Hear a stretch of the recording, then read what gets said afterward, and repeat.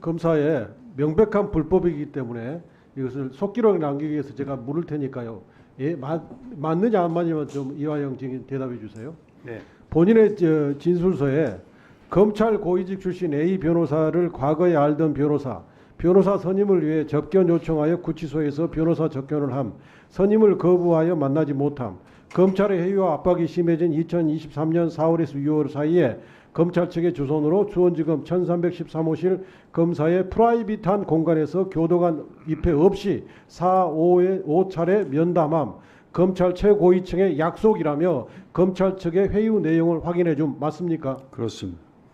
법무법인 광장의 유재만 변호사를 검찰이 직접 소개하여 수원지검 1313호실에서 두세 차례 면담함, 검찰과 김성태의 말을 들어줄 것을 요구하면서 회의와 압박을 함 맞습니까? 그렇습니다.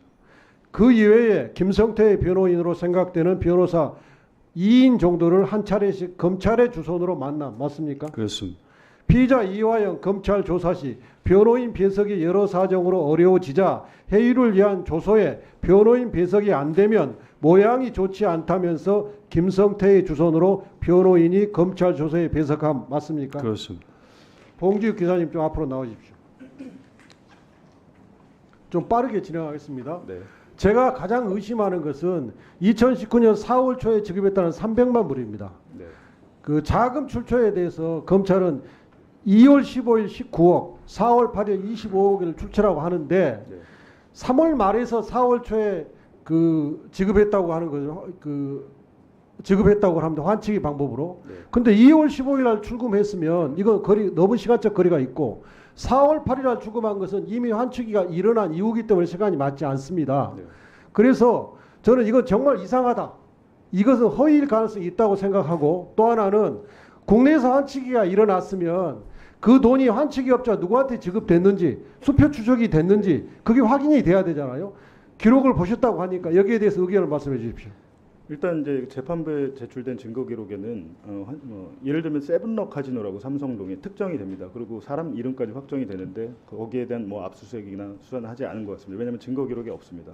근데 반면 대장동 사건에서 이제 김만배 회장이 이제 수표를 환전하거나 명동 환전상을 통했을 때 검찰이 전부 다 압수수색했었습니다. 근데 이 사건은 제가 굉장히 특이한 것이 자금의 출처 정도를 김태현이라는 재무이사 정도한테만 확인을 하지 정말로 그런 일이 있었는지 계좌까지 봤는지는 모르겠습니다. 없습니다. 증거 기록.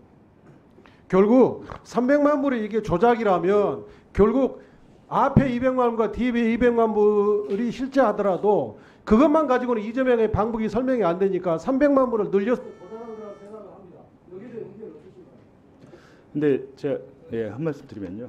제가 이제 앉아 있으면서 무슨 생각이 들었냐면 저도 이제 최근에 기소됐습니다. 저 윤석열 정권 검찰 특수부 검찰에게 기소를 당했죠. 윤석열 대통령 명예훼손 사건으로 이제 재판을 받게 되는데 제 사건 기록도 한 5만 페이지 정도 되는데 제가 가만히 생각해 보니까 윤석열 대통령 명예훼손 사건 그리고 대장동 사건 그리고 대북송금 사건 제가 이 세 개의 수사 기록을 거의 다 봤습니다. 근데 공통점이 있어요. 지저분합니다. 기록이 지저분해요. 왜 그러냐면 명확한 증거가 없다 보니까 결론을 내려놓고 그 결론에 맞춰가는 수사를 하다 보니까 지저분해집니다. 유동규와 남욱이 보석 석방이 되고 진술을 바꾸기 시작하면서 수사가 굉장히 지저분해졌고 이 사건 또한 이제 뭐 앞에서 봤던 뭐 수원지검이나 이런 진술 세미나를 통해서 김성태 체포 전후로 기록이 진술이 지저분해집니다. 심지어는 아까 리온한 70만 불 계속 나오는데 김성태 회장 같은 경우는 원래는 70만 불도 아니었어요. 리오남한테 준 거는 40만 불이었다고 얘기했다가 나중에 금액이 바뀌어요. 근데 거기에 대해서 판사는 한 번도 의심을 하지 않고 김성태가 작년 7월 11일에 법정에서 증언한 그 하나의 증인신문만 가지고 판결을 했더라고요. 전혀 맞지 않습니다. 그러니까 저희 사건도 마찬가지예요. 작년에 제가 여기 왔었는데 뉴스타파에 대해서 그 장제원 국민의힘 의원이 폐간해야 된다.